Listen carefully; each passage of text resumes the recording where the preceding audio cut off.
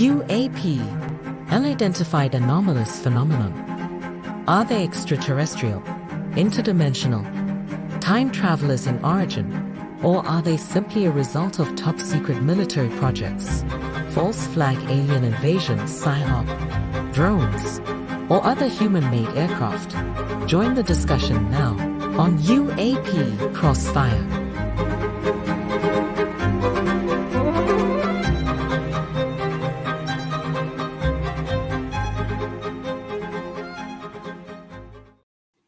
Well, good evening, greatest audience on the planet. It is a pleasure to be with you tonight on UAP Crossfire, KGRA DB, worldwide interweb of things, broadcasting the show on our great sphere. I have great hosts with me tonight. I always get to the jam at the end of the show, so my traditional closing when I host and when I do my shows, God's peace, just surpassing all understanding and knowledge, I wish to all of you. We got a lot of great stuff tonight. I have a couple housekeeping things before I jump in and start hassling it with my co-hosts. I had the privilege to be on ERRT Radio with Ron. Ron is a friend of KGRA, knows our producer, Bill Skywatcher, for a number of years. And he asked me to come on last week. Had a wonderful time on his show. Ron is the only host that I know, because of the late hour that I was going to be on the show for our time zone change, kept sending me messages that I was getting proper rest and nutrition before I came onto his show. He didn't want me to crash, I guess, on the show. So I thought that was very, very sweet. We had a great time. Also, I'd like to throw a quick word out, the passing of Willie Mays. Arguably in the top 5, if not top 3 of professional baseball players of all time. Small family connection. My father's dad, my grandfather, was a huge fan of the New York Giants when they were the New York Giants. Had some connection with the team. I'm not sure what he did. And in our many mementos is a birthday telegram from Willie Mays to my grandfather. So quite a man. I remember seeing him play as a kid. That's how old I am. But I do remember him when he was still playing. And Donald Sutherland. And in the honor of Donald Sutherland, I'd just like to say, no negative waves, Moriarty. We're all positive waves tonight. We're going to go with the positive waves tonight. With that said, let's start with Don Ecker, who understands and appreciates the positive waves. How are you tonight, sir? Doing well, my friend, doing very well. It's been absolutely gorgeous out here in sunny Southern California, weather-wise. And I got to say, back when I moved down here to be with my lady, I had a feeling that I was going to love the weather coming from back east, where we have cold, snowy winters. And I was not wrong. So there you go. Well, I want everyone to that's in the audience to remember these remarks so that when we hear the wildfires, mudslides, the insanity of La La Land, when all that sets in, that there was a moment. What the hell was this? No negative waves? I just heard that in your cackle. I want to balance it out when we get to that. You know, California is Sodom and Gomorrah thing that we get into at least a couple times out of the year. I mean, okay. Happy start to summer for the Northern Hemisphere and happy winter to our listeners in the southern half of the sphere. Happy start of winter. Chris, how are you tonight? Doing great. You know, we're actually getting a little bit of a heat wave up here in Buffalo, New York. Kind of unusual, but the temperatures have been in the high 80s and 90s. And, you know, for the first time, it was too hot to go outdoors. So that's kind of a shock up in this area. Usually you're putting on a knit hat or something up here, but the weather's been sunny and beautiful. Can't complain. Again, I will urge the audience to please note this so that we hear that the devil took a crap, I believe was the way that was described when the snow was up 2.5 stories. And you were using ladders and you and your wife had to go spelunking to find the mailbox. No problem finding the mailbox now. So No. yes, I'm as I turn to Mark.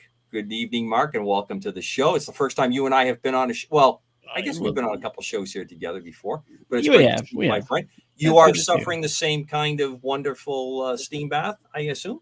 Yeah, it was 100 here today. Yeah, that's the same thing. Yeah. Not too far off the mark up here in Southern Maine. But like you say, enough of the negative waves, Moriarty. Right, exactly. Kelly's Heroes, one of the greatest movies ever. I love that part with the tank. What are you doing? Drinking a little wine, eating some cheese, some rays. And the other part about that flick that well, there's two things that I remember on that. And it's Kelly's Heroes, by the way, for those that are trying to catch up with us. Telly Savalas, Don Rickles. Oh, yeah, just a tremendous cast. I mean, just tremendous cast. Yeah. But when they had the Western, when it was that whole homage, slap happiness, when the Germans and Kelly's Heroes, they're in front of the bank and they play the wah and they start pulling back their uniform, fatigue jackets, and they're exposing their 45 911s and the Luger and the whole routine. And then they realize that they're going to split the gold.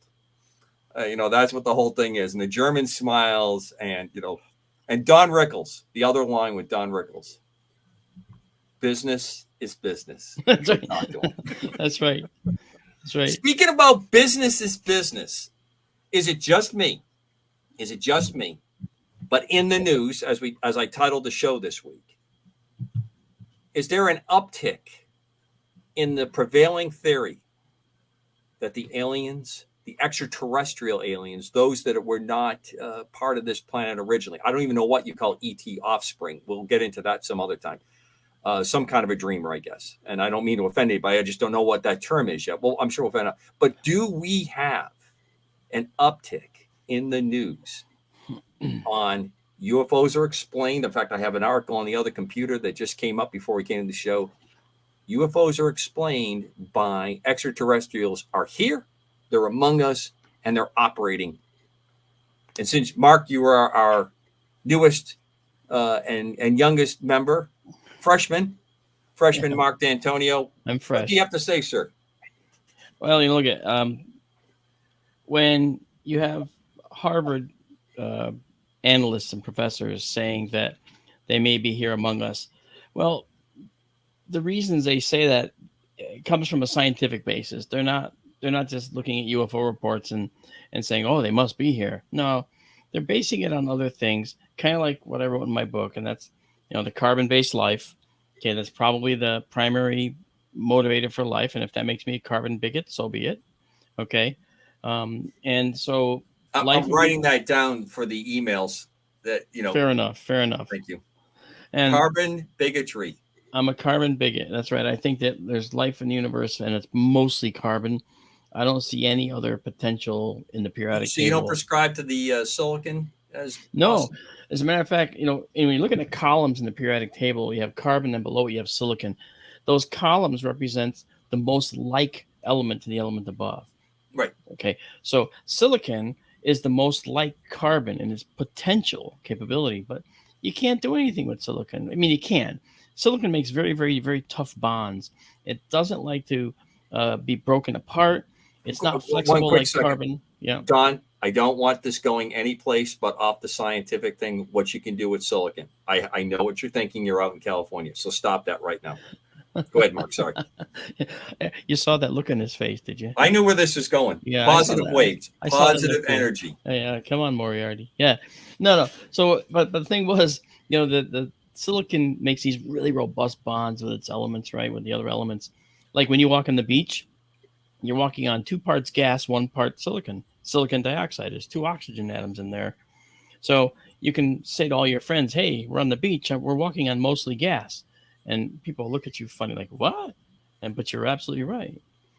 By count, you're walking on mostly gas. But the point being, silicon doesn't like to be broken apart. Carbon makes and breaks bonds very easily. That's kind of almost like what it was designed for. Notice I said design. Right. There's going to be an element in the periodic table that will outshine all the others, and that element is carbon. It's the 4th most abundant element in the entire universe.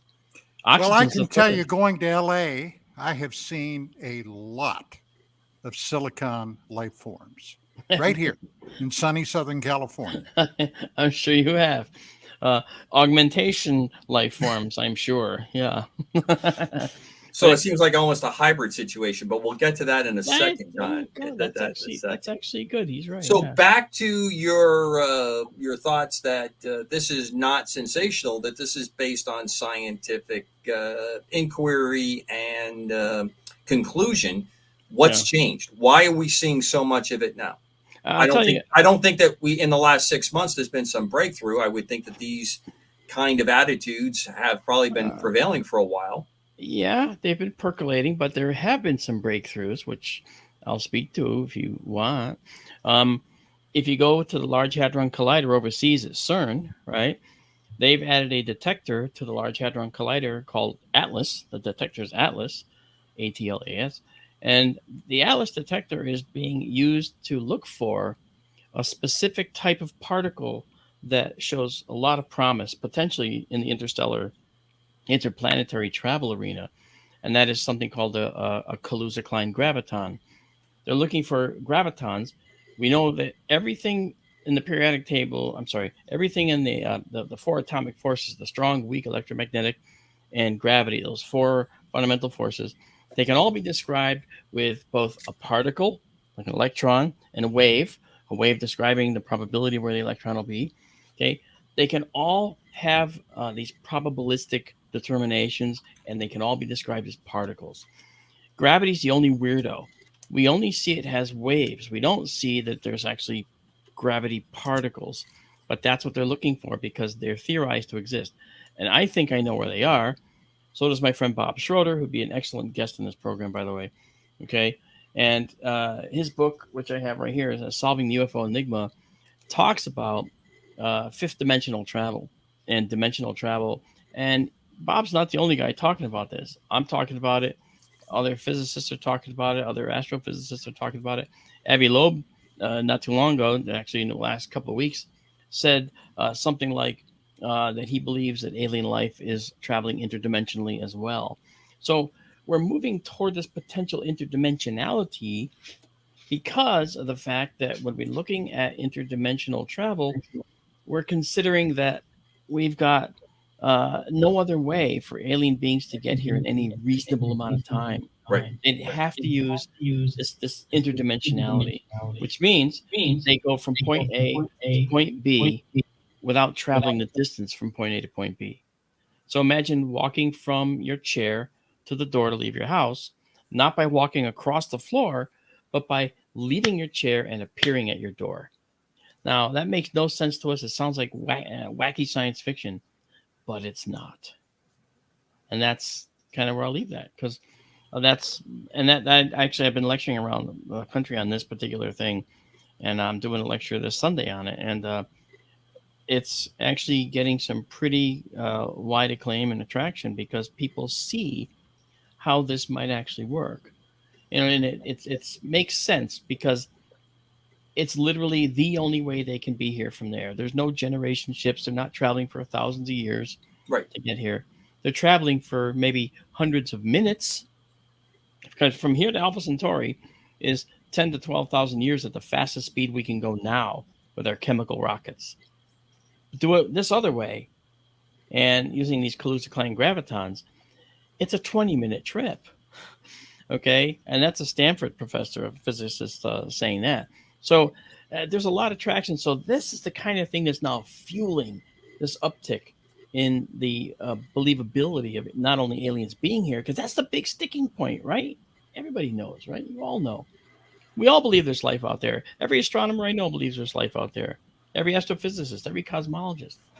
However, what they don't believe is that they're necessarily here. Right. And this is a way they can be here. All right. Hang there real tight. You did make me think about something really funny, though. I just saw that the guys there at the Boom guys that are making the new supersonic airplane, their PR ad is that when they get this plane flying anywhere on the globe in 2 hours is what they want to do, and they want the ticket price to be $100. Doesn't that sound great? Now that sounds pretty cool. Yeah. And I'm an aviator through and through, but I'd really like to try the folding time and space thing. That seems like to be pretty exciting. Yeah, All you right. wouldn't feel any forces. It would feel like you're sitting in your chair right now. You wouldn't feel anything. Exactly, and that's what I think is going on the Tic Tac. But we'll save that for a little bit. Right. Don, how are you tonight? Just fine. Now, give me your But take. I, Go ahead. that's what I'm about to do. I happen to be somebody that believes that they have been here, the visitors, extraterrestrials, however you want to slice and dice it, for at least 400,000 years. I agree with And that. I think those first visitors came here with a purpose.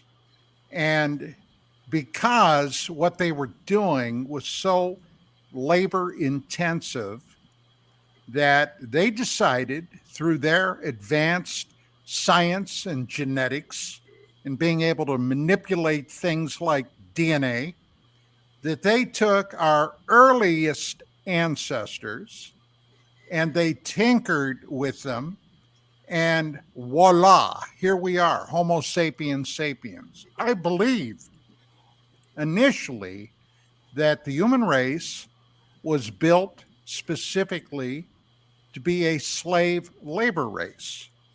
And there were a lot of political things happening within the group of visitors that came here.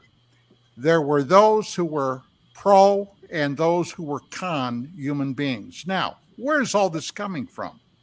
Well, a lot of it is coming from the research that a very dear and now unfortunately departed friend of mine, Zachariah Sitchin, wrote about extensively, because he basically learned to decipher the earliest known civilization, their writings, and he traveled all over the world doing it, found traces of them even here in the Americas. And I'm talking about, of course, Sumeria, ancient Sumeria, that today encompasses the lands of Iraq, Syria, parts of Turkey, because at that time, over, well, at least 6 millennia, probably longer than that, those people were there. Now, obviously, the next question that pops up, where in the heck did they come from? Well, we go back a little further to something that just happened within the last 25, 30 years with the discovery of sites like Göbekli Tepe. Human beings created a magnificent amount of architecture there. For what reason, we're not sure. The research seems to indicate it was a commemoration of a terrible catastrophic event that happened here on planet Earth roughly 12,006 or 800 years ago, with the advent of what became known as the Younger Dryas event. Astronomical objects impacted the Earth, caused the ice sheets to melt and recede. But what was there before the ice sheets? And there lies the rub with most of mainstream science and archaeology.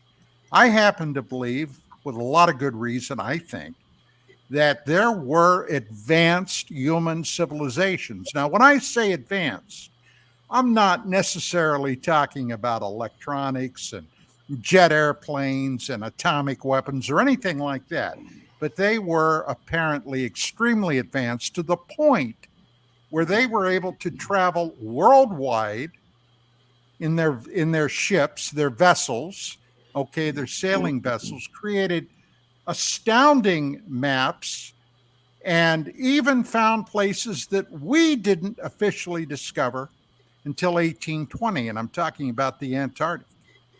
And there is and I don't want to get off into a rant here. No, I won't let there you. is another area, okay, that is extraordinarily mysterious and restricted by the powers that be. As a citizen, you cannot go down there.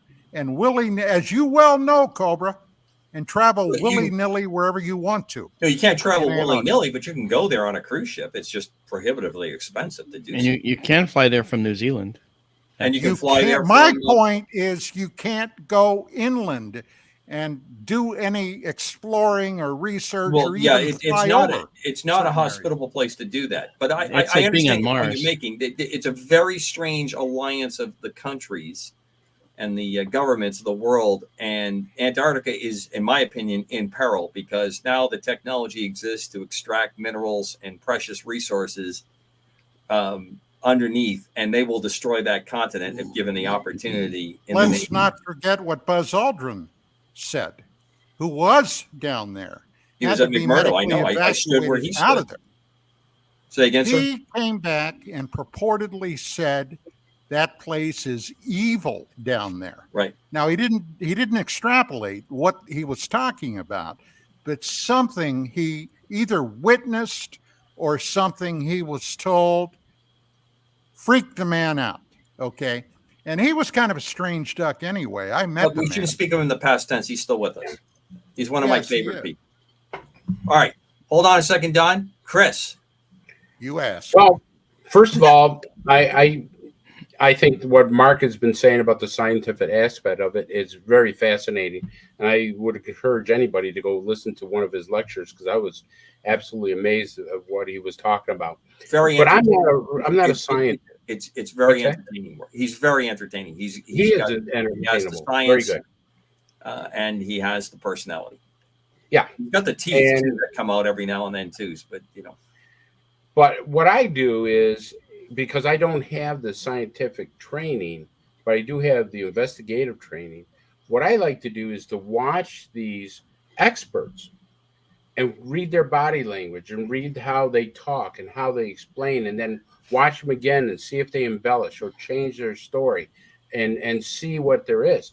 And I'm finding that the scientists that I've listened to, these Harvard professors and some of the others, they're not embellishing. Now, in the UFO field, I've said this hundreds of times, we have people in this field that are frauds. They're hoaxers, and they're just, they hurt the ufology field. Yeah. But when you get some scientific people like this, and you watch, and they're very straightforward, they're almost aggressive what they're saying because they want people to understand what they're saying. So they don't sit back and talk this. They lean into this and they say, hey, they're here. They're walking among us. There's species out there that look just like us. And we have seen this over and over and over again of diplomats, people in political positions, and now scientists coming out and saying this. Now, I will agree with Admiral Trudeau. I think it's his name, Tim Trudeau, who was on there. There's got to be a spiritual component to this. What I don't know, but I do believe I heard him say that there is a spiritual component to this, and he's a person that believes in God and a spiritual type of being, and I have to agree with him there because my philosophy is that, well, God made us, but he didn't exactly have to stop with us because the universe is so vast. He could have gone to other places. So you have to try to draw in that spiritual aspect of this and try to put Chris, it. let me ask you this, Chris. Sure. If you take Don's belief that entities came here, they're building a slave race, and in that is a group that says, nope, there is something special about these creatures. We shouldn't enslave them. Then you have the other half. Does that fulfill the good and bad spiritual side of this discussion? Does it Not set really, up the because mythology and the legends, and then it becomes part of the mythos of us? No, not really. Because remember, throughout our history, slavery has always been in each type. I'm asking about the aspect of spirituality. I know that, but let me get to that. So what Don is saying is that they came here and developed us, if I'm correct, right, Don? Yes. Okay. I don't, that part I'm not sure about. I can't wrap my head around that. I believe we were here and we may have been formed into a slave labor. but I don't think that they created us solely for that content. Now they could have used us for that content. They could have enhanced us for that content. That is still open for me to find out. So I kind of acknowledge. However, I'm not sure if they actually came here and said, "Well, let's create this being." Because think about this: we're not, if for slave labor, we're not really that good. We only got 2 arms. Why didn't they make us with 4 arms, 6 legs? I don't Something know. that's You look at the pyramids. yeah, think but I mean, there's if you're pretty going to good create evidence that you get a good union and a good union boss, you can get things done. all right, but if you're going to make a slave force, right? You're going to make them as efficient, especially if you have the technology to do that. Why would you make us? You know, because our backs aren't really that strong. We don't last a long time. Why not make us more proficient? And I don't think we see that. Now, go ahead and attack my argument with that, but I would say that if these people are so brilliant, which I do agree with Don, he's saying that the Anunnakis came down. Why didn't they make us more proficient to do? Well, I'm going to let stuff Don answer, but I think what Don said is that indigenous species was altered, was perfected. So you have limits to how far you're going to take something. You have something that's going to have to work within the environment that you have, and you want a certain life cycle out of it. You want a certain reproductive kind of thing out of it. The thing I was driving at is, okay, I agree that it smacks in some areas that makes people really squirmy a little bit, but there does seem to have an interesting aspect to me when you talk about the spiritual side. And if you bring the spiritual side in, where there's light, there's dark. Where there's dark, there's light. And I picked up on Don. He said this a number of times, and I love talking about Don in the third person while he's here, and he just starts to get that grimace. He doesn't do he doesn't do well when I do that. But I'll let him jump in. I just think it has an interesting place. Let me just get this one point out. If and I want to just say that if they're so brilliant, and they probably are, these species that came down, and they probably did use slave labor. I just can't see, if they were that brilliant that they genetically wanted to make us, why they didn't make us more proficient and better than what we were. It just doesn't. I can't wrap my mind around that part. That's where I disagree with Don. Don, jump in. Okay, as far as not being as proficient as Chris said, that may have been a deliberate design flaw.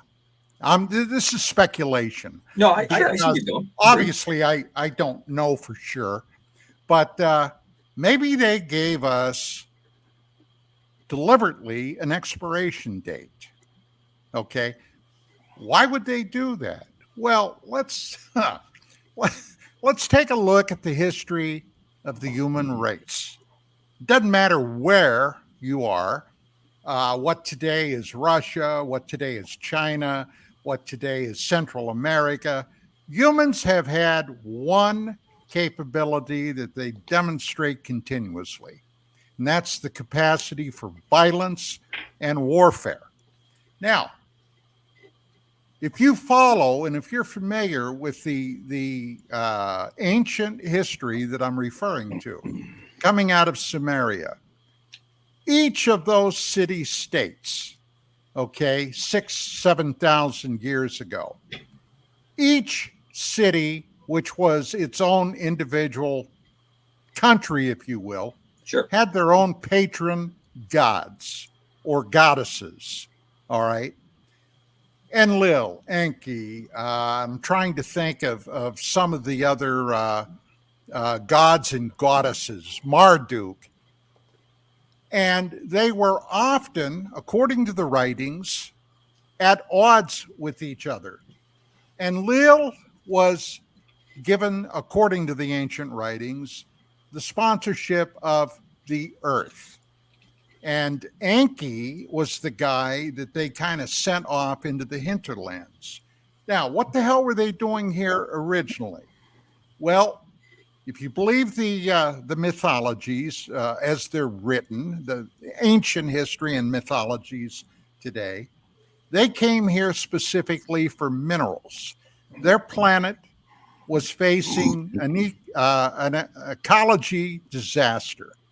And one of the things that they wanted to do was mine prodigious amounts of gold.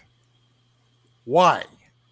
They wanted to release the gold into their atmosphere. Now, there is some scientific basis to that because this would reflect away. I don't know what all the analysis dealing with this is, but it was to help their climate.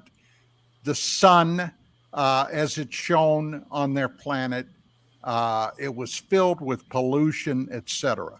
Well, okay, that's possible, I guess. But what is actual historical fact is the fact that in South Africa, ancient gold mines going back over 300,000 years was discovered. 300,000 or more years ago, somebody was mining gold in South Africa. What for? What possible use is gold? You can't use it to make tools. You can't use it to make weapons. It's too soft. At that time, there was no economic system that we're aware of. So what the hell would it have been for? Well, if you believe Sitchin's translations, that's why it was being mined. Now, each of those gods and goddesses I talked about that were at odds with each other basically presented themselves to their human groups as gods or goddesses. The humans worshiped them. And if they got into the gods or goddesses got into a real squabble, what did they do? They directed their human servants to go to war with the other human servants. And Sumerian cities were at odds with each other all the time, continuous fighting and warfare. So, I think, Chris, now Enlil, the chief god, was the one that didn't care much for humanity. As a matter of fact, when they discovered that something was going to happen which caused the Great Flood, okay, he was happy about that. He was happy. Let's get rid of those pesky human beings.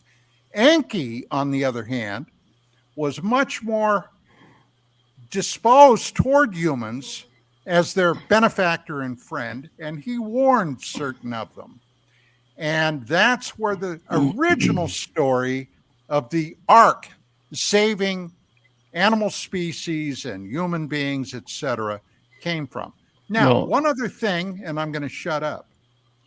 If you go back to your Bible, especially in the Old Testament, the first couple of books of the Bible, much of that, if not most of it, is taken directly from Sumerian mythology, the story of the ark. My God, Abraham, the father of the Jewish nation or the Hebrew nation, came from Ur, the city of Ur on the Chaldees River. So yeah, even Hebrew roots, which by the way, at that time, they used the word for the Hebrews, haparu, which meant wanderers, okay? They came out of Sumeria. So much of their history and their religion originally emanated from Sumeria. Now, I'm not going to go into this now, but there's a heck of a lot of reason to believe that the Old Testament God, who is distinctly different from the New Testament God, may have been one of those Anunnaki entities. But I'm just going to leave that there. Excellent point. I've heard the same understanding for the Old Testament and Yahweh as termed in the Hebrew part of the Bible. I also wanted to note that since the Hajj is just completed, Abraham is also considered the founding leader and founder of Islam. And since we're just finished a high holiday for them, I didn't want to have them excluded. With that said, Mark, your reaction to what we talked about, and then I want you to segue into the second big thing that I've seen probably more articles about in the last 7 to 10 days than I have in the last 7 to 10 months. Dyson spheres and their connection with UFOs. Now, you're the only person on the planet right now that can explain it to the audience, but any take on what how we've... Well, I'm the only person on the air at the moment, maybe, in this particular station. They can talk about it directly, but there's plenty. First of all, I wanted to go back to what Don said about the gold mining. Gold's a very heavy element, so you can't really aerosolize that and put it into the atmosphere without it stratifying out very quickly. It would fall to the ground very quickly. And there's not a whole lot of gold on the planet. You can't cover the whole Earth with gold. Gold comes from the collisions of neutron stars or merging. I think to be clear, though, Don was saying that the mining was to go to another place. But I thought he was saying they were. Oh, were they taking the gold to their planet? Right. Is that what you're suggesting, Don? Yeah. Oh, yes, okay. That's correct. Okay. All right.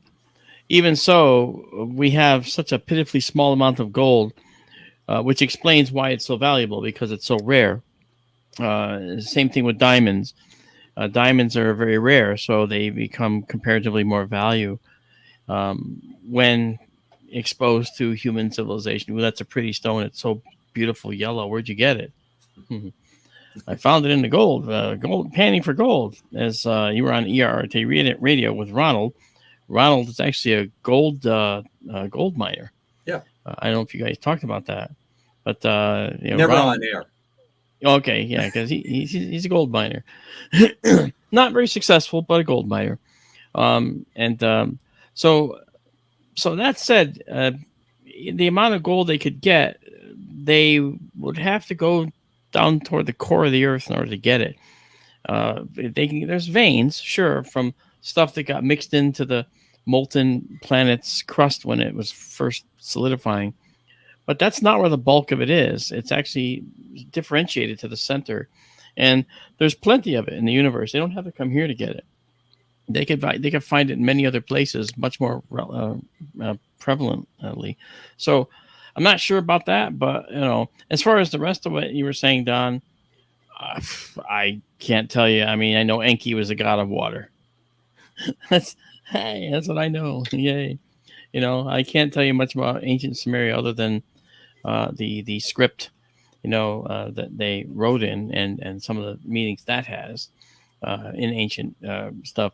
And now, as far as the second thing you were talking about, I'm surprised you didn't slip that little Ghostbusters line in there. He was really big in ancient Sumeria, but that's okay. Go ahead. It needed to be thrown. I think it was Bill Murray that said that. Yes, it was Dr. Venkman. And you're a doctor of what? Well, of many disciplines. Right, yeah. Many disciplines. Yeah. So as far as the Dyson sphere is an interesting construct. Tabitha Bayagian, an astronomer, actually was looking at some Kepler data and discovered a star that was fading over 100 years. It was dimming in a really strange way. And the thought had to be asked and had to be expanded upon. Was this a potential giant construction, right? A massive construction around the star. And the Dyson sphere concept, championed by Freeman Dyson, was that you surround your entire star with a sphere of material so you can capture every single bit of the star's energy. Now, that material would actually be your planet's surface, and it'd be surrounding the whole star. So you would actually be on a sphere. In the inside of that sphere, you'd have permanent daytime, obviously. Okay. On the outside, the star would seem to get dimmer and dimmer as this thing was being constructed, and when it was finally sealed off, you'd get nothing. The idea is to move into one of these levels of the Kardashev distinction, when it talks about the Kardashev scale for the I would say, development technologically and energy usage wise of a civilization. The more energy they can more efficiently use, the higher their Kardashev level. A Kardashev level 4 civilization might be able to travel between the stars with ease and possibly be intergalactic. Kardashev level 1, which we're about 300 years from, is a planet that can utilize most of the star's energy impacting their planet. It doesn't mean you have a Dyson sphere, but the concept of the Dyson sphere is in that Kardashev level 2 or 3, where civilization needs to get energy, because energy is what's going to drive their ability to mobilize and get out of the star systems they live in. So more energy means more ability to travel interstellar. So that said, a Dyson sphere would give them that energy, but that's a local thing. And so if we saw that happening at another star, that means that they're isolating themselves around their star, and they're not really necessarily traveling out interstellar. They could be, and using this property I was telling you about before with these Kaluza-Klein gravitons and propulsion, well, then that could possibly work, And there have been a lot of things I've seen that shows a tremendous overlap into what looks like it could be Kaluza-Klein gravitons, just the shape of a UFO being circular. They're particle accelerators. That's why they're circular, in my view, and they're generating these particles with the accelerator, like we're doing at the Large Hadron Collider, with many miles around the accelerator, because we can't make them that much smaller, right? But they figured out how to do them in about a 30-foot circle, all right? And thus, if they can generate these particles, then they can go long distances. So it's possible that if you're at the Kardashev scale position that would allow you to build a Dyson sphere around your star, you may also be interstellar using this particular technique. And as I said, it literally is the only way that they could be here with any kind of efficiency and time. So in other words, you could literally go to Alpha Centauri for the weekend and then come back. You could go to Pluto for lunch and be back by dinner. I'm not kidding. That's how this could actually work. And so with that kind of technology at your fingertips, then it means that you might also very necessarily have to have created a way to harness all the star's energy.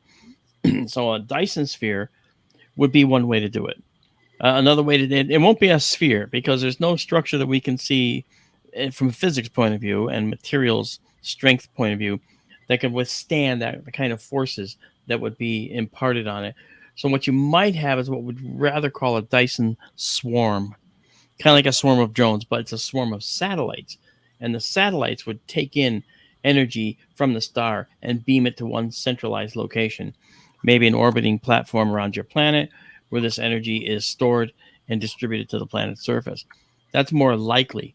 But if you have enough of these swarm, population satellites out there, the star would be effectively seen to dim from our perspective, because it's going to be all around the star, not just in an orbit.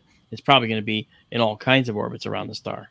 So how about going to a star as a generator? Maybe not necessarily the star that you're in your system that you're living at, but you find a good candidate. As I've read a little bit into this subject, they look for prime candidates that fit this. So are you talking about using? You're basically tapping another star. Oh yeah. Oh, I see what you mean. Okay. Well, there's a few problems with that. Most likely, you're going to tap the star within your system because the drop off in the energy from a star falls off as the square of the distance from the star. So if you're 4 times further away from the star, the actual level of intensity of the radiation is 16 times smaller. So you want to make a way to utilize as much of that energy you're getting right off the bat. So you'd have to put it somewhere. So could you go to another system, tap off it? Yes.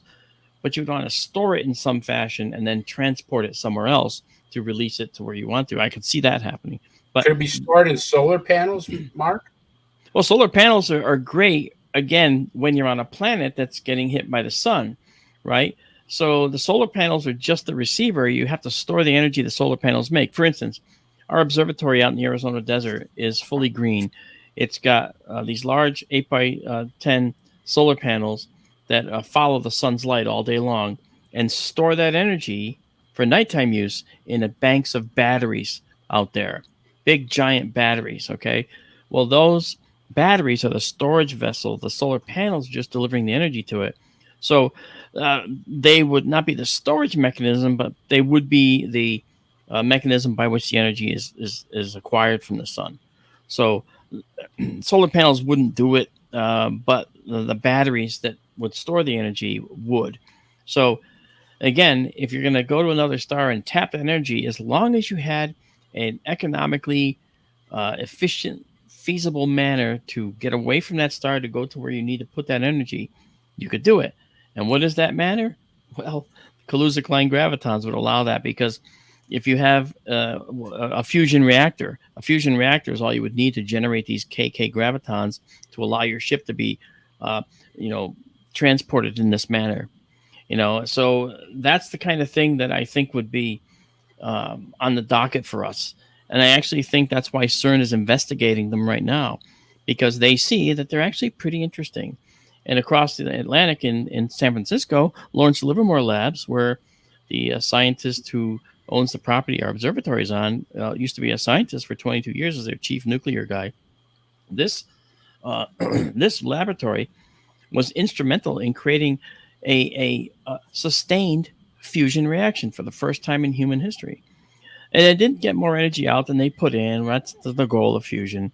However, they did manage to create the sustained reaction. So milestone achieved, because it's running at over 15 million Celsius. That's a very, very high temperature. Nothing on Earth can withstand that. But they managed to contain it for an extended period of time. That was a huge milestone. So little victories, right? So eventually we'll get to the point where we'll be able to do this fusion on a larger scale and probably put in less energy than we get out. And that break-even point where we get the equal amount out as we put in, that's the target now, right? So if Lawrence Livermore is left to their own devices, they will, over some period of time, develop a fusion reactor. And that fusion reactor, developed in San Francisco, could be used over in the CERN research thrust to actually create these gravitons using that fusion reactor to generate the power for the accelerator in your ship. So marry those two technologies together, we're interstellar, folks. And it's not going to happen overnight. We're probably 100 or more years away from that. Unless we cheat. I do have to make one snarky comment. We'll get the Lawrence Livermore fusion. We'll be making equal amounts, if not more, electricity, and then we'll pump it into a wire grid that loses 38% of its electricity. Right. Yeah, that's why I try to go off the grid as much as possible, and what I got left over, I send down the wire for the rest of you. I agree with that. That's a fantastic thought process. Yeah. Why? God, don't even get me started. If you want to see someone come surface grids are suck. Okay. And why do you have to connect everything to a grid that you're not maintaining, so that when a squirrel decides that it's going to chew on a wire, the 3/4 of the country goes down at one time? That's right. Well, right. You had mentioned earlier about California and the dystopian future we may be looking at. If Gavin Newsom, the current governor of California, gets his way, by 2035, oh yeah, the sale of internal combustion automobiles will be verboten. We'll all have to go to EVs. And then we can watch the entire infrastructure of California disintegrate. Exactly. That'll be something fun to watch. Exactly. Don's absolutely right about that. I've actually done a little research on this, because I talk about electric cars in my book. I also talk about it in lectures, and I can tell you this. And Mark, what is the title of that book? And is there a special way that people can communicate to you to get like a special endorsement to the book after they purchase it? Yeah, sorry, I wasn't trying to hawk it. I'm sorry, but I want people to know about the book. It's called The Populated Universe, and it's a book that talks about the history of how life formed on Earth and how we're going to go off the planet. And so it's on Amazon, and it's a great book. I enjoyed making it. When I actually got out of the hospital after surgery, I couldn't, I was working on getting my sight back. And while getting my sight back, I finished the book. That was my therapy, to force my eyes to look at the screen. So there were a lot of typos, but I had a great editor, okay, who actually went through the whole book word for word and was able to edit it for me. And she was great. It's good that you have an editor that did word for word, because I've bumped into a few editors as of late that pretty much go one word per paragraph. Yeah. But the point being, okay, when we talk about energy, okay, one of the things that I think is very important, and you talk about Dyson spheres, the idea is that we want to actually be able to utilize energy that's happening around us all the time. I actually designed Gulfstream windmills, underwater windmills, large fabric sheets that were moving slowly, very high torque motors being turned by these massive sheets that were, a half a mile long each, 3 of them. And those would generate tons of power for shoreline communities, and it's endless. It never stops moving. Tides never stop moving. And there was I got this idea from a boat landing up in Maine. Okay, Commander knows all about Maine. Okay, and in Port Clyde, Maine, as a matter of fact, at the boat dock there, it's a float, and it goes up and down, and the walkway is really steep when the tide is out, and when the tide comes in, it's more level. But up here at the top is where the roller is that goes up and down as the thing moves up and down with the tides every 12 hours. Well, what if you had a high torque motor in there? This motion is going to turn it. And you could attach that to a string of high torque motors, and that float is still going to rise and fall. And you're going to get power out of that. If you did that with every float dock in a commercial package, you'd have a lot of energy for shoreline communities, and the ocean waves. I designed a wave bobber that would make energy. Every time the waves were happening out in the middle of the ocean, this thing would be going up and down, and there's a weight down below. And the weight was set such a weight that it would kind of do this motion. It would lag behind the motion of the float on the surface. And every time it went up and down like this, it was pulling a little string, okay, because it was attached. And that string was turning a little generator, which was charging a battery. So right, Mark, let me interrupt you, because I'm fascinated by this, but why hasn't this been looked at? Exactly. There are companies, because you're explaining something that sounds like it's very efficient. Yeah. But here we're trying to get windmills above the water out, because they say now that it's killing whales and sea life. So if you want to put something under the water, how much resistance from environmental groups are you going to get for something like that? Actually, it's not very efficient.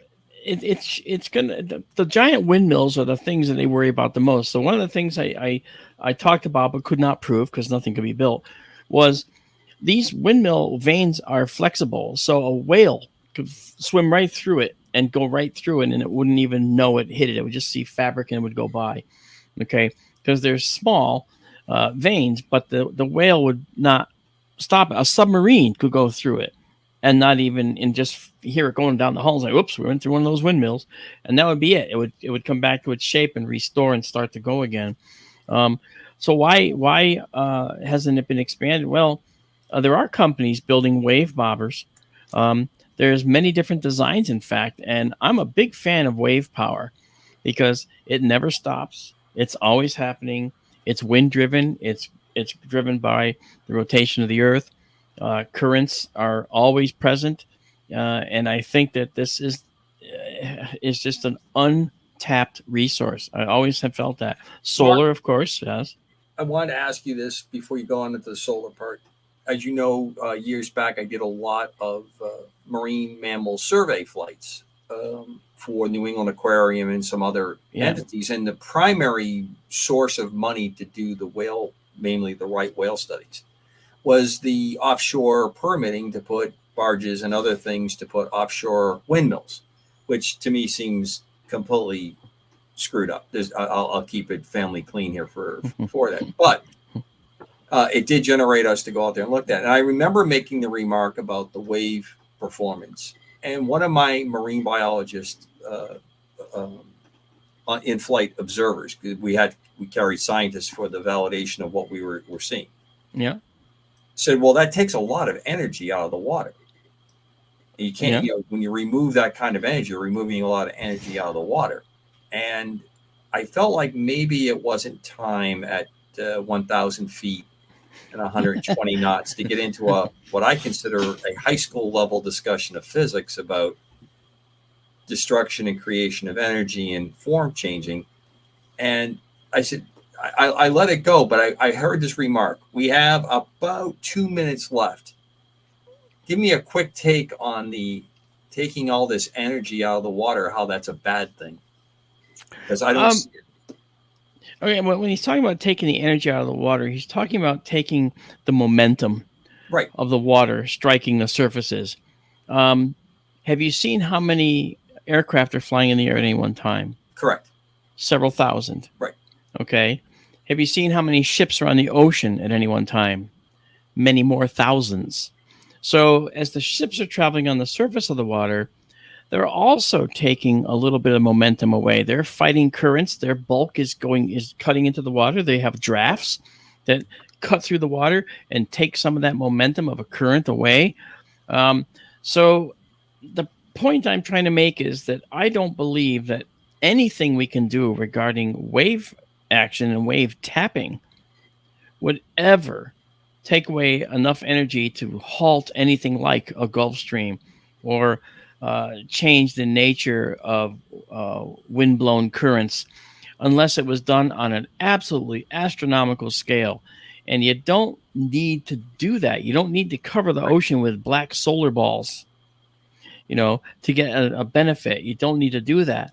So I think that we can efficiently do this. And I don't buy that stealing energy out of the water is going to have any detrimental effects at all. Well, I always thought a nice one would be maybe slow down some of the erosion in some of the communities too, but that's a different story for a different night. For shorelines, and ladies and gentlemen in the audience, we're at our break. We're going to come back on the other side. We're going to start out with a quick video, and then we're going to talk about Don Ecker's latest paper about the DOS-based CIA information line. And let's talk about the CIA and UAPs in the last couple of weeks. UAP Crossfire, KGRA DB. We'll be right back. Well, welcome back to UAP Crossfire on KGRA Radio DB. My guest hosts, Chris DeFrano, Mark D'Antonio, and Don Ecker, Commander Cobra, here with you. It's been an interesting talk. I know we've kind of heavy on the science part of it. I want to delve back into some of what I consider. I have a little thesis I'm going to put forward on you gentlemen in a little bit, driving towards that on the final kind of question for this week. Don, you sent me a paper, I think about 4 weeks ago, about your adventures, one of your many adventures in this researching and cataloging and historical analysis of the UAP phenomenon. And it dealt with the CIA, and you had a very interesting vignette where you were talking about the database that the CIA had created. Take us down that lane, because it's I think, an incredible story. Well, it wasn't the CIA that created it. As a matter of fact, they hated it. I believe it was a CIA-related agent, wasn't it? A retired agent, somebody that had joined the agency in 1952, retired in 1977, was decorated, and by the time he retired, his name was Ralph McGehee. He became totally disillusioned with the agency. A lot of machinations were going on. As a matter of fact, McGehee said that they were no longer, in his opinion, an intelligence agency, but a foreign policy group run from the president's office. Now, of course, we're talking at that time about primarily, well, in the latter 60s, Richard Nixon. Then we're talking about Gerald Ford. And when he left, Jimmy Carter had just taken office.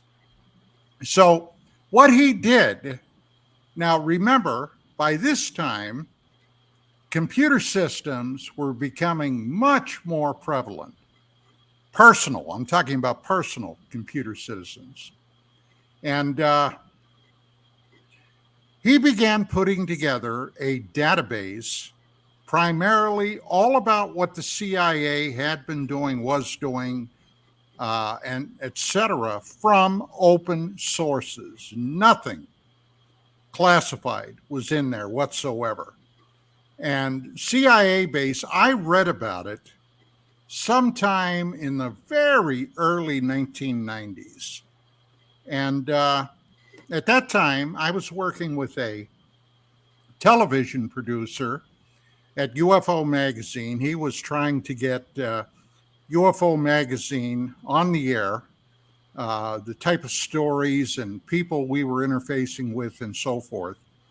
And he had another project he was doing, and I mentioned McGehee to him. And McGehee was then living in Virginia, McLean, Virginia, as a matter of fact. Contacted, he flew out here, and we did this television project with him. Now, him and I got to know each other.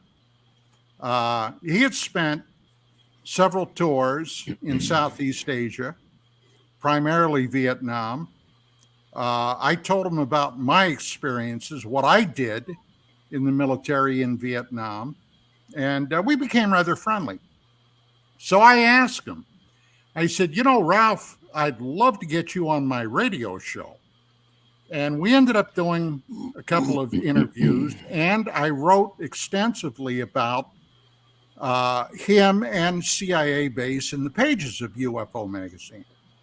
So he gave me a copy of it. Now, in those days, computers were either on the Apple platform or IBM type systems that were MS-DOS, Microsoft DOS. Well, so different than what we have today.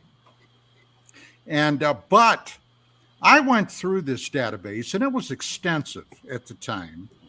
And I asked him, I said, Ralph, I said, you know, I've gone through here, and whether you may or may not be aware of it, the CIA had extensive input and machinations with the UFO phenomenon. And I began sending him some stuff like information on the Robertson panel, 1953, and a lot of other stuff. Well, he looked at it, and he began including it into CIA base. Now, as time went along, I kind of lost contact with Ralph. And of course, there were so many other things going on at the time. And it wasn't until several months ago, my wife was in the midst of a frenzy of spring cleaning. And she began bringing me a bunch of stuff out. And she said, what are you going to do with this? I think you ought to get rid of it. Well, some of it just so happened to be some floppy disks from that period of time. Wow. These 3.5-inch floppy disks that were either 750K or 1.4 megabytes in style. Well, I had no way to read them. So I did a little research and discovered that I could buy an external USB ported drive to read those discs. Well, I did. And I began going through it, and my God, I was shocked at the stuff that I had in there. But one of the first things I came across were several inputs from CIA base. And I got thinking about that, and I said, wow, yeah, that was something else. So I went online, and unfortunately, McGehee, who passed away in 2019, never ported it over to the Windows system. Okay, it stayed MS-DOS, but there is a couple of places on the web where the entire database is in PDF form, and you can go in there. If you have it, it's free. I mean, you can download it, and you can put search terms in there in the PDF thing, and it will work from that aspect. But of course, it hasn't been updated in years. But the information in there up to that point drove the CIA crazy, okay? And they began harassing McGehee, one of their own, or one of their formerly their own. And he became one of their biggest critics. As a matter of fact, he wrote a book, which you can find online. It's the last one I saw listed was very expensive, but the book is titled Deadly Deceits, My 25 Years in the CIA by Ralph McGehee. And in there, he goes into great detail on what he witnessed. And he had to go to court in order to force them to allow him to publish. And incidentally, once again, this was all from open sources, nothing classified in there, because had he have tried to stick classified information in there, he would have been susceptible to federal prosecution. So at any rate, yeah, this is something that is sorely missed today, especially in today's climate. Absolutely. Something like this would be invaluable. Chris, can you run that? Can you bring up the video that talks about the CIA please? We've established in history and documents through the Freedom of Information Act, the CIA and the military complex as a whole has really aimed to essentially mislead the public when it comes to UFOs, tell them something that necessarily is not the truth. We've seen it time and time again through the decades, over and over and over.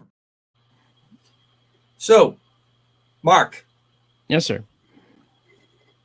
Do you think that the CIA could possibly be involved in the suppression of information? I mean, their charter is to be working intelligence overseas. They wouldn't have anything going on domestically, would they? Of course they would. I'll give you an example.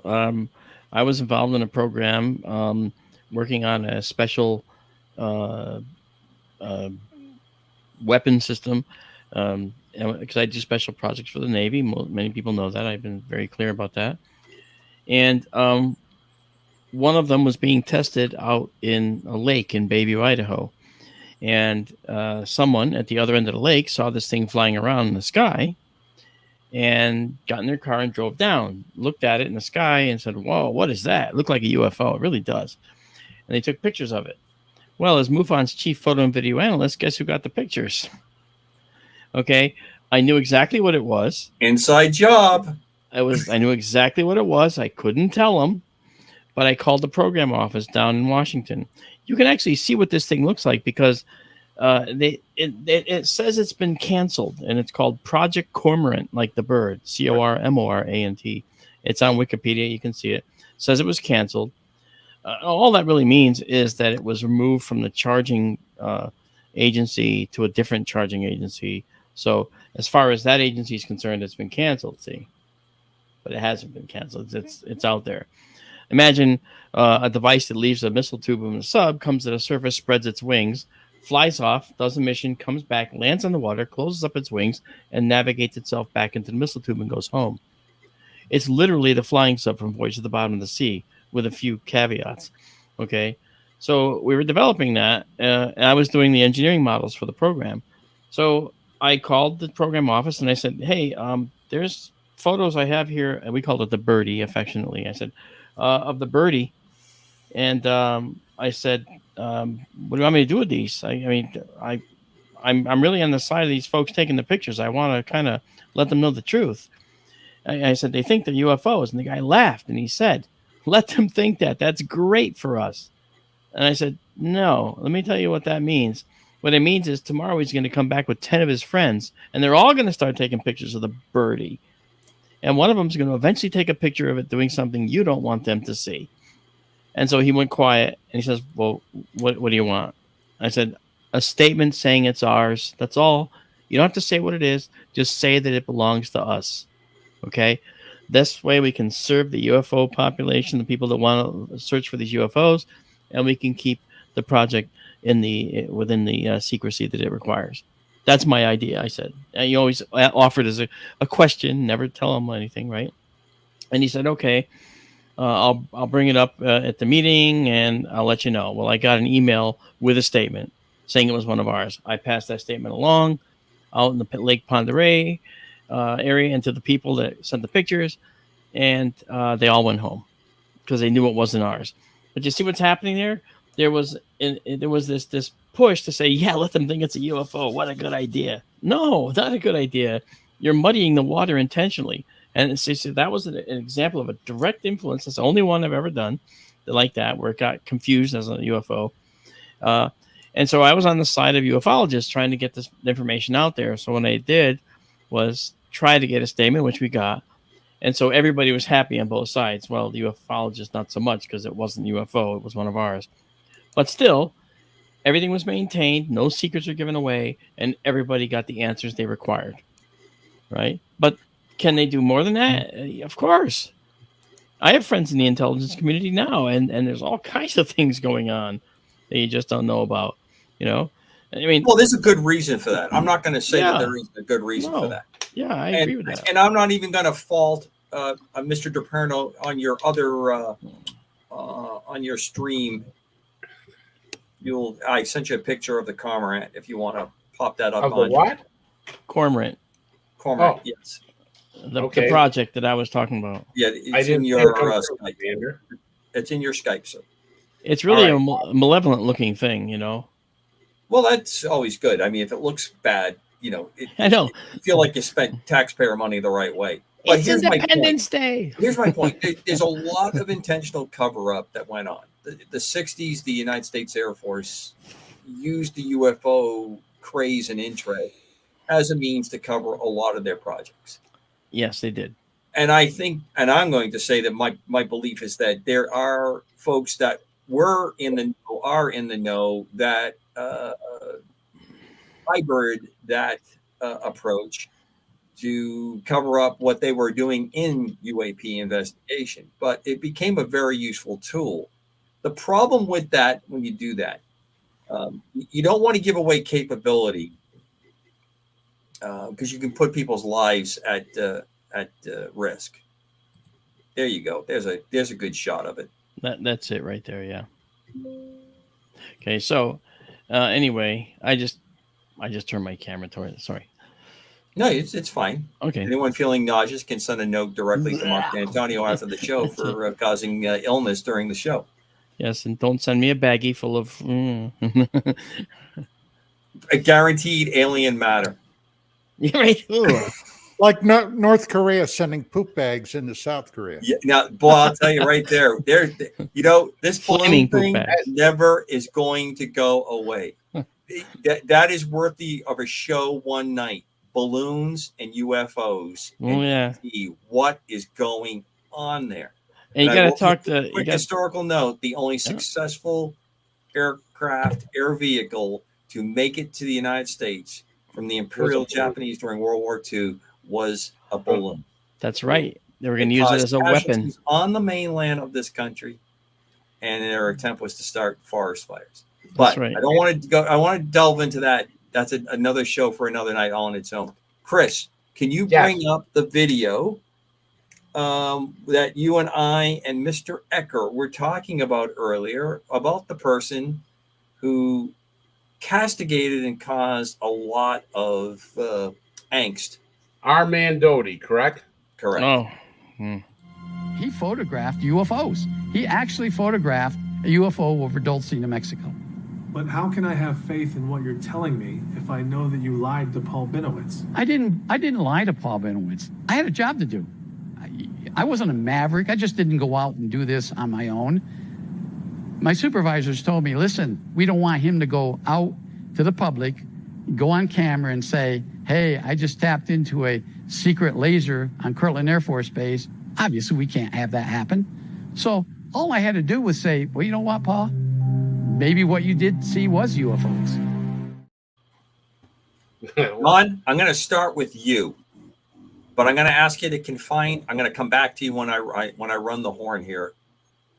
Give some perspective on the gentleman we just saw and the situation. Well, Richard Doty was formerly AFOSI, Air Force Office Special Investigations, counterintelligence type stuff. And Paul Benowitz, the guy he was talking about, was a civilian scientist that had, incidentally, a very strong interest in UFO activity. You know, I got to tell you, I prefer UFO over UAP. It's just a matter of preference, but the whole UAP thing kind of ticks me off.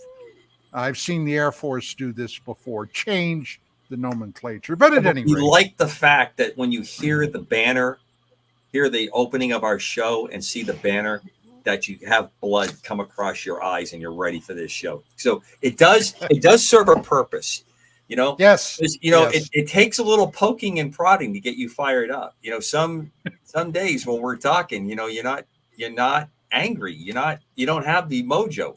But Well, I'm not. the No, UAP I'm never thing is the angry. checkered flag. I get passionate, Deuce. I get passionate. Not angry. I think we all get passionate. It's just what motivates us. But at any rate, Benowitz was a civilian scientist, had some contract jobs where he was doing some work for Kirtland Air Force Base for the Air Force.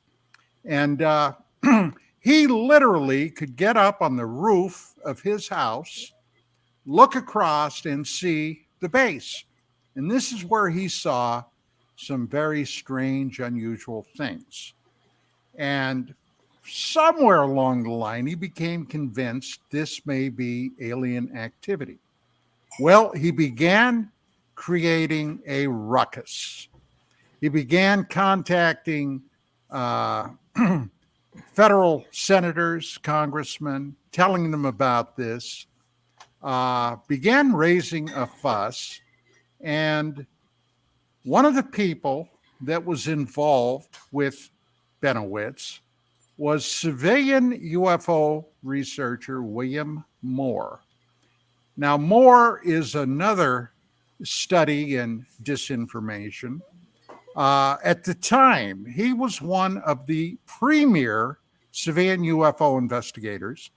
He was a researcher and investigator for the Aerial Phenomena Research Organization, APRO.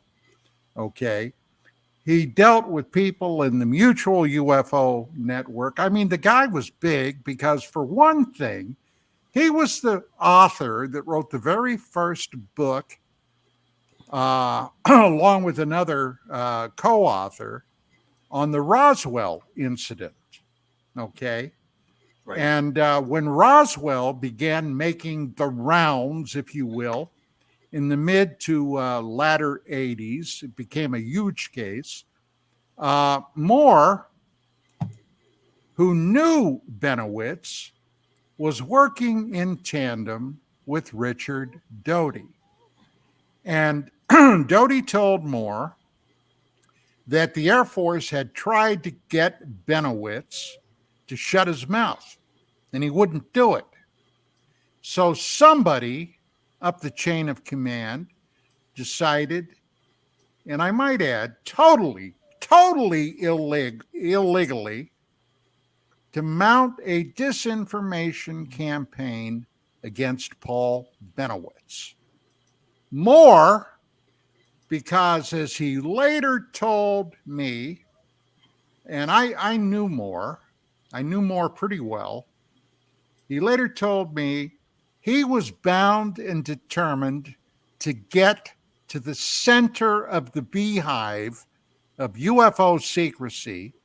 And he thought at the time, the guy was an arrogant man, very arrogant. He always saw himself as the smartest cat in the room, okay? And he thought that he could handle these intelligence guys.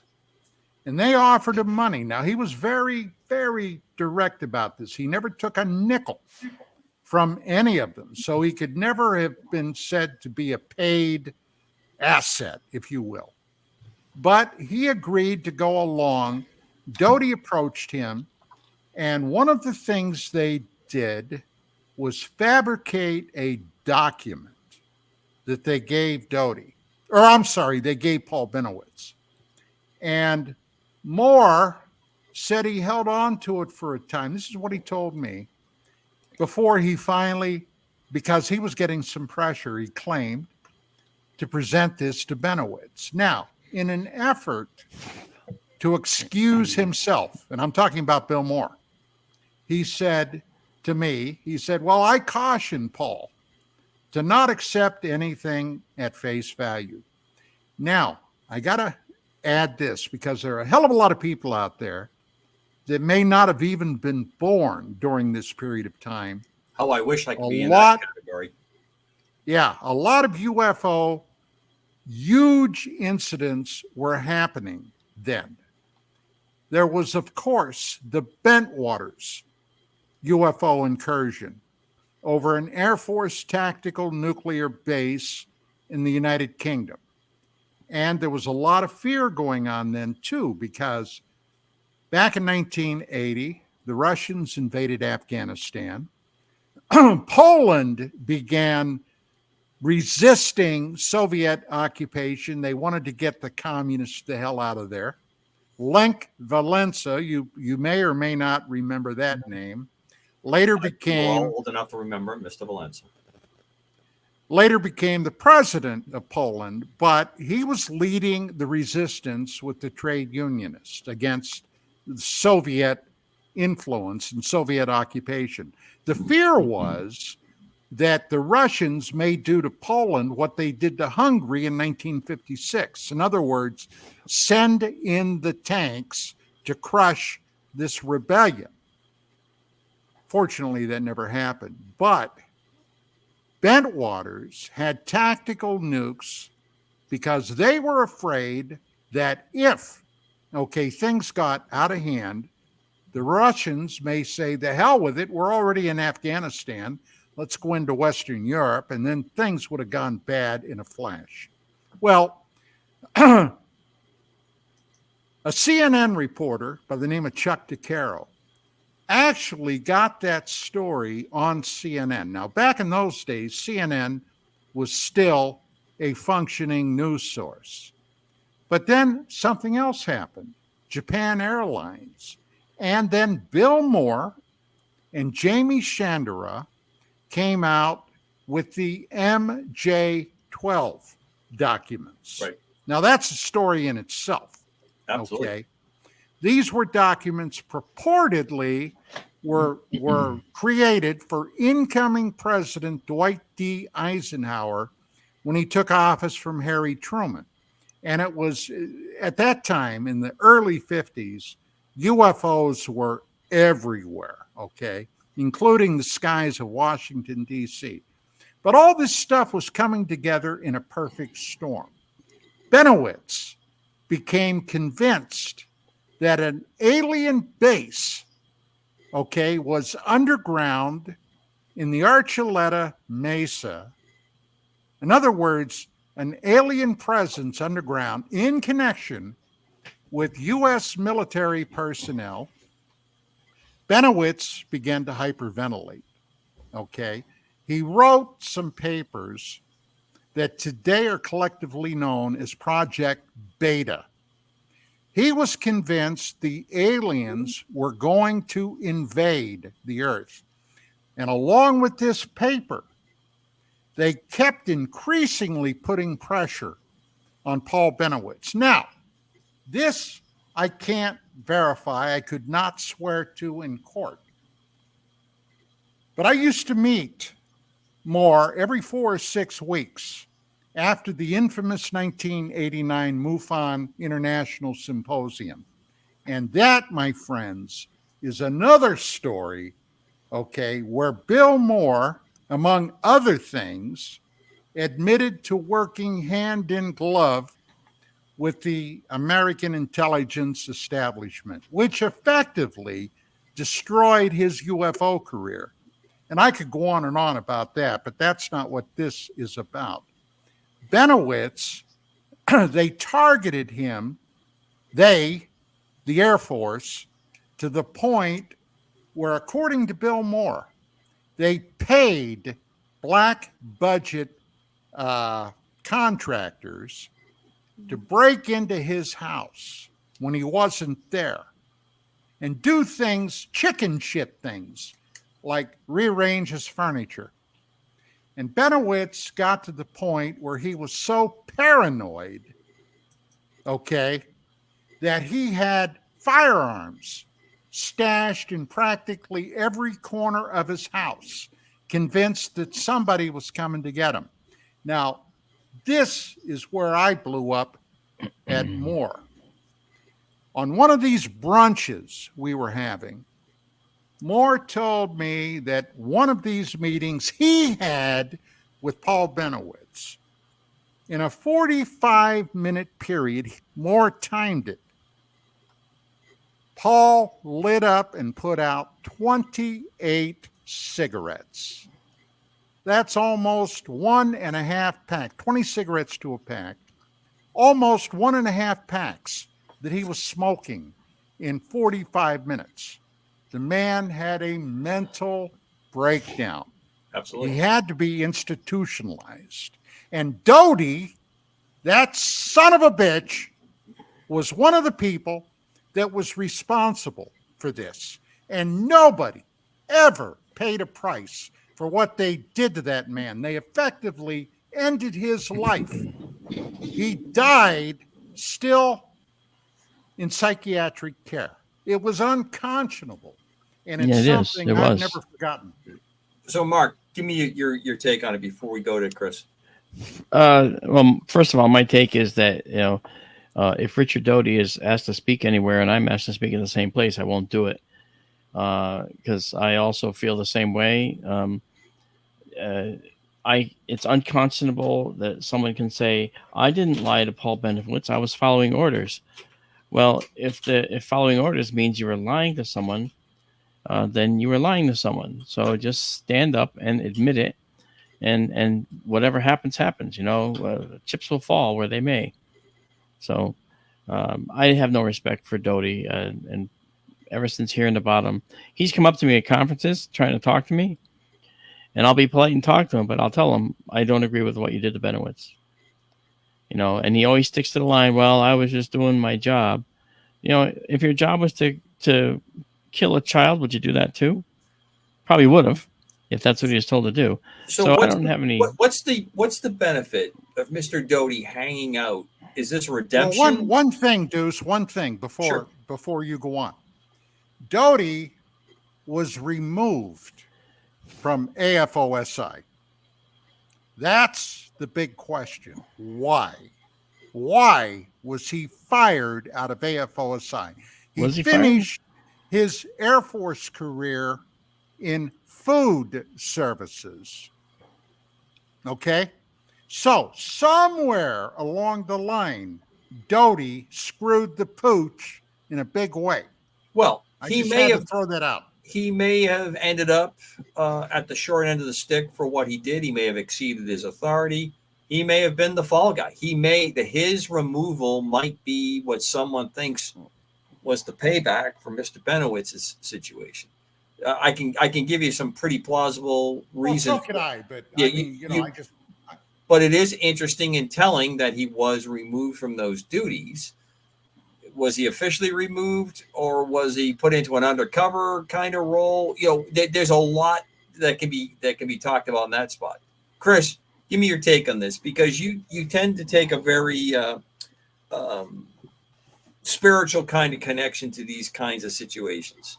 Not that Don and Mark don't have a high empathy meter, but you tend I don't to think have we go spiritual on this one.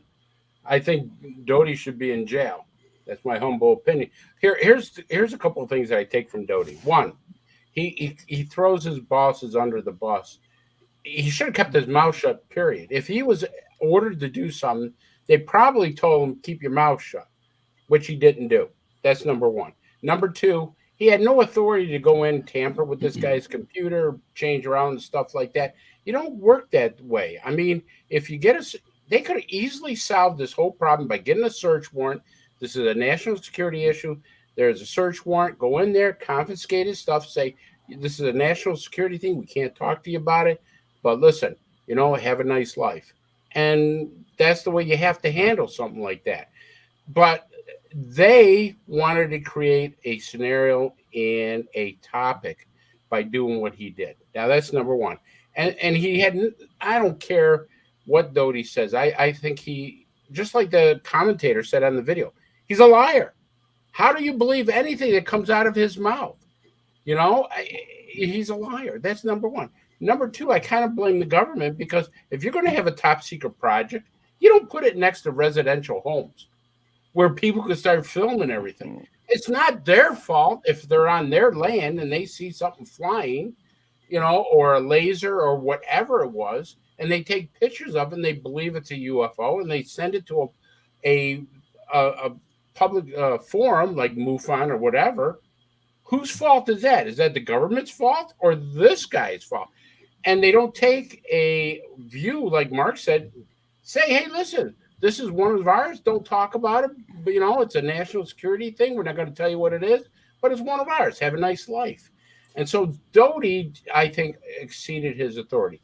But I think in the ufology field, they're all exceeding their authorities in some respect, because if you listen to what David Grush says, and if you don't mind, Commander, I really want to play that David Grush thing, because I want you to hear what he says about. Yeah, I want you to segue into that. It's the last one on my list that we had to get to tonight, but I want to throw one thing in. So finish your thread on this. I'm just saying that all through the ufology field, we're now seeing a trend where people are coming out and saying, yeah, I've been harmed. I've been threatened. I've been, coerced. I've been fouled, and things have happened. And I think somebody who's pulling the strings on this just are not wrapped too tight. I'm sorry, that's it. Because there's a lot of better ways to handle this type of situation. So, yeah, Benovitz, he was a victim, and I think the OSI overseeded what they did. They should have handled it in a different way. It was corrupted. And then Doty, I don't believe anything that comes out of his mouth. I mean, he's trying to throw people under the bus now. He's the one that did it. You're responsible. If you don't think it's right, you go back to your superiors and go, unless you give me a written order, I'm not doing it. A good, solid agent would have done that and says, I think you're exceeding your authority or having me exceed authority. Put it in writing, and I'll get it, and then I'll carry on your order. And there's nothing wrong with that. Okay, so let me just give you a quick take. I am not very well versed in this. I do know from you three and others the great distaste that Mr. Doty puts into your mouths. I don't have any connection with him, but there's a couple things that came up when you were setting me up for this this topic that I looked at. One thing is, I believe that Mr. Doty may have been working in a different realm. He may have had a OSI badge and position, but he may have been brought into another sphere of, I hate to use the word intelligence, but intelligence, national security work. And what's that line from Point Gross Blank? A certain moral flexibility is sometimes those people are sought out for the roles that they're brought into. There's an interesting part, though, that goes on here. The things that you see happening here, the reason, Chris, that you didn't get the paperwork on this is because things like the Freedom of Information Act were just starting to take form. We're approaching that era. Things are starting to go on to a database that the government doesn't easily control, the internet. And you're looking at the end of the Cold War, and a lot of stuff that was going on for the Cold War was now in question. You have people fighting for budgets, you have people fighting for position, and the techniques that are outlined here were very popular through the 40s, 50s, and 60s. If you got wind of the Manhattan Project and you were part of someone and you weren't part of that project, you were going to be put into a mental institution. Those papers exist. That procedure exists. The reason why you would torture someone like this and drive them into insane, probably with a psychologist doing a profile to say this is the vulnerabilities that this person has, is that it doesn't have a paper trail. That's the reason why people aren't getting warrants and letters of marque that allow them to do this, because once you put it on paper, there is a chance that someone's going to see it and show it. I don't disagree with you, but I will say this. Once you step over that line, I agree with what you say. Once you step over that line, they got no choice but to continue what they're doing, and they're just going down the wrong path. Which leaves me with the last part, Chris. Is Doty still working on that? Is he still doing the same work today? I'll leave it as a Socratic question. It doesn't really need an answer. Let's roll to the Grouch, because I think it's a really good segue into this portion.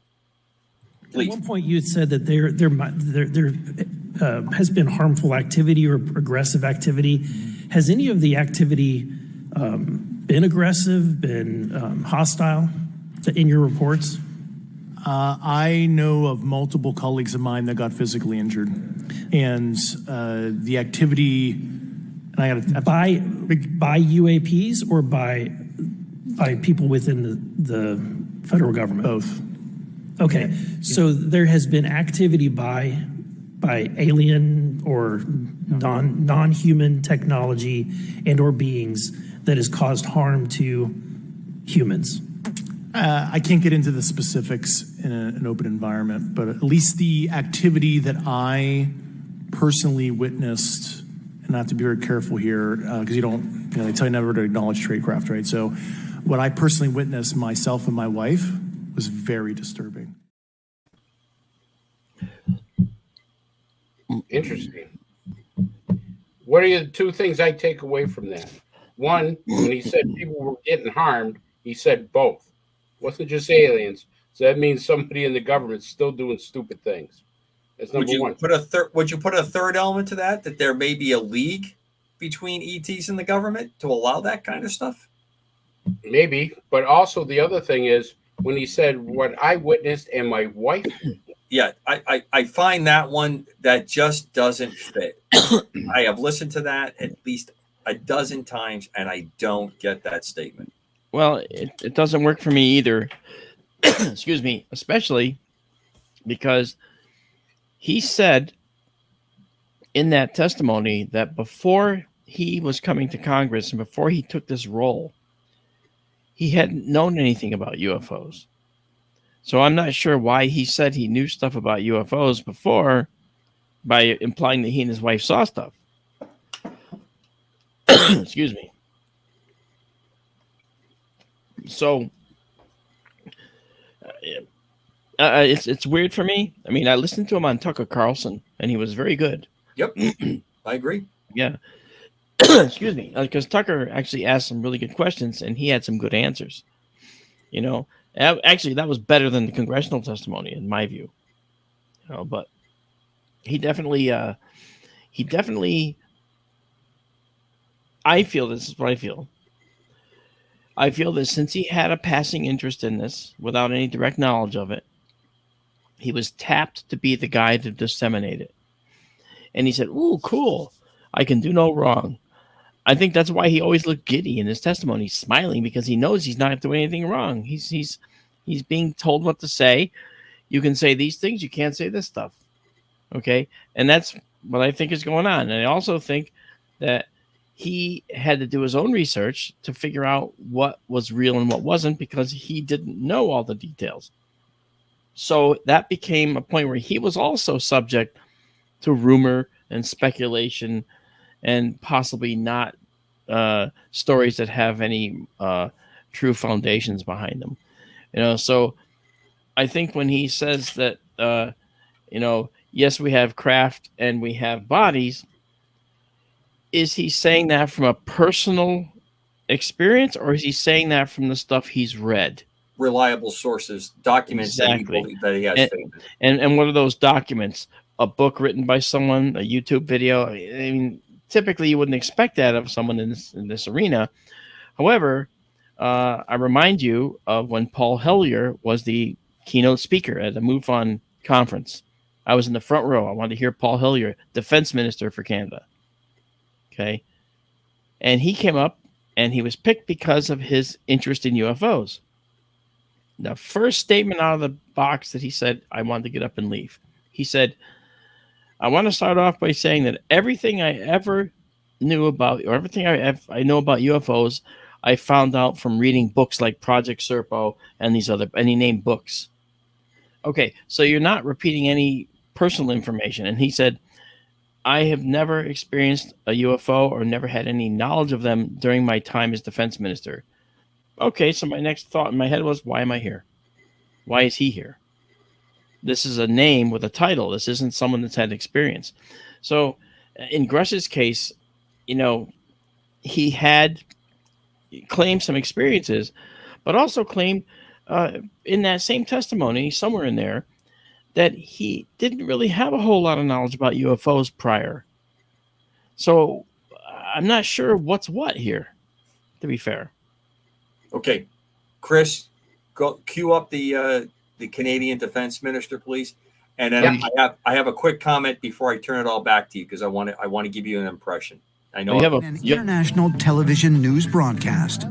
Former Canadian Minister of National Defense, Paul Hellyer, makes an astonishing statement. He claims to have knowledge that extraterrestrials are visiting Earth. Why do you say that UFOs are as real as the airplanes flying over our heads? Well, because I know that they are. They've been visiting this planet for thousands of years. And there is what is called a federation of these people, and they have rules. The interview sent shockwaves through the media. Viewers questioned why a high-level official would make such an announcement. That gave me the dubious distinction of being the first person of cabinet rank in the G8 group of countries who ever said categorically, without reservation, UFOs are real, and you have to accept them as being real. Okay, now, hold on. Now you know, audience, why we have the mutants on there, because we have, and second thing I have to say, Don Ecker was the epitome of placid waters, and Mark D'Antonio was a wave generating electricity over there. It was incredible. So listen, I want to put something in there. Very interesting thing he says. I hold the same opinion on his so-called statements and testimony, but there's a common thread that comes up. It really upset a couple of weeks back some of the folks in the audience when I said the Navy admiral that was talking used a set of terms where he said the Navy, and it was talking about the secure zipper net on there. And it threw me off, because all the other things we were saying made sense, and many, many years and still using zipper net in my day job, I've never heard people refer to it by the service zipper net. It's just the zipper net. It's like, that's just how it is. It was an unusual statement. Grouse talking about his wife in there and some of the other things he says. This gentleman making the remark that he's a cabinet level, the first cabinet level person, okay, to come out from the G8. Why, in this particular case, do you have to personify it? How important? What kind of flag planting is going on here? And I'm starting to wonder if it's just to throw people like me off, to put that, I guess they call it in movies now, you kids are calling it the Easter egg, where there's something in there in the movie that doesn't fit, that people like me will go crazy. Like we just had a really fun run on one of the original Star Wars. There's a scene where the Imperial Star Trooper is running, and it's obvious in the costume they couldn't see very well, because the guy runs right into like a doorway beam, and they left it in the movie. His head snaps back, and it has, for anybody who's ever stacked up and gone into a room or done anything like that, you just can't help but laugh if you catch it. The singer did Margaritaville. Help me. Jimmy Buffett. Jimmy Buffett in the Jurassic Park movies, his 13 Seconds of Fame. He's got the two drinks. It's a great scene. while everybody's screaming and running while the dinosaurs are getting ready to eat everybody, he picks up his 2 drinks and runs with his 2 drinks and Easter eggs. Are these folks putting out Easter eggs to me on that? All right. Mark, you've been absolutely the epitome of calmness. I've been trying. Go ahead and react to that clip. Okay, I can tell you this. Okay. That's an example, I think, of someone who just wants to make himself relevant. I know he's dead now, so rest his soul. However, I will say that when he was at MUFON as the keynote speaker, he said the words, "Everything I ever learned about UFOs, I read from books." That's it. He said, "I never experienced UFOs. I never had a single case come across my desk while I was defense minister for Canada." And now on that newscast, he talks like, "I know they're here because I believe the books." That's the thing. He's believing someone else's words. He's not believing his experience. He's believing his experience of reading a book. Okay. So I felt that Hellier was being disingenuous, probably because he wanted to gain some relevancy again, maybe. I hate to say it that way. That's kind of harsh, but Mark, do you think Grush is disingenuous also? No, see, that's the thing. I think that Grush is is like Hellier believes the things that he read about, but I also think that Grush noted in particular that he has colleagues that have had experiences. So Grush is a different character. See, whereas Hellier had no experiences while defense minister, Grush has had experiences relayed to him from colleagues.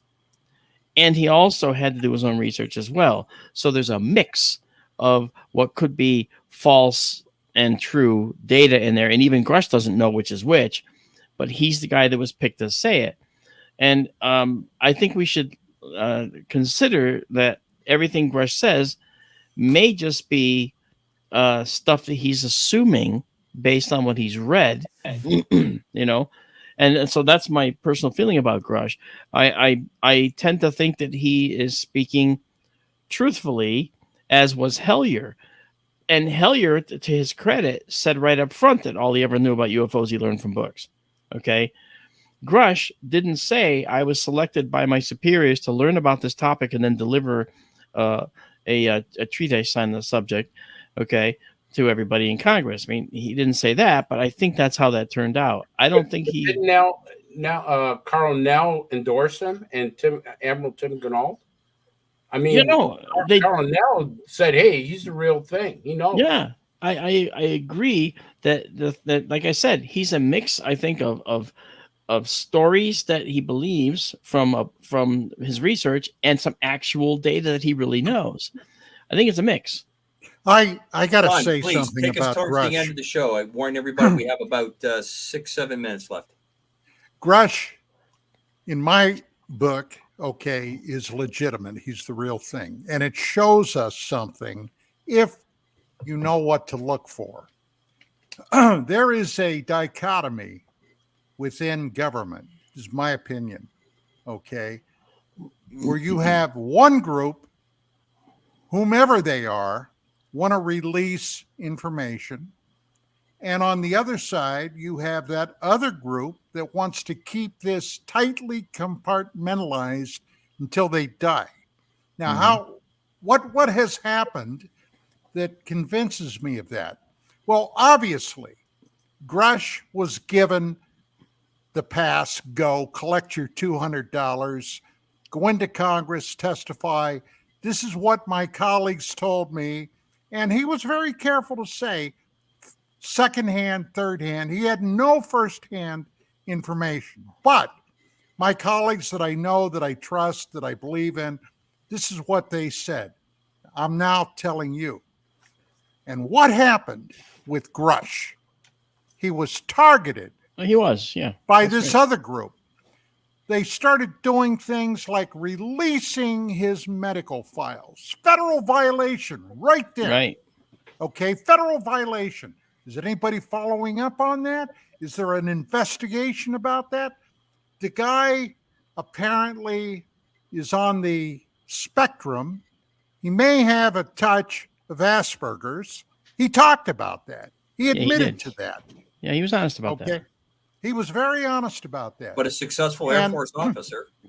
I've served, and I'm pretty sure I'm on the spectrum. If you ask most people, they'll tell you someplace over the rainbow, but that's a different story. That's only because of your glasses. And as far as his wife, it's my understanding that there was some type of harassment that was going on. Hey, look, I've said this before. Back in the early 90s at UFO Magazine, we got involved with somebody that purported, and this guy had information. Okay. A lot of stuff that at the time nobody knew about, but he came on my radio show. He was connected, became very close friends with my friend, Richard Saraday. They came down. I interviewed both of them. He was in the magazine, in UFO Magazine, and suddenly we have strange people in vans staking us out. I told you one morning when Richard came out, we were working on some TV things. Richard came out and he said, hey, you know, there's a van right down the street. And I said, yeah, I know. He said, well, there's two guys just sitting in there.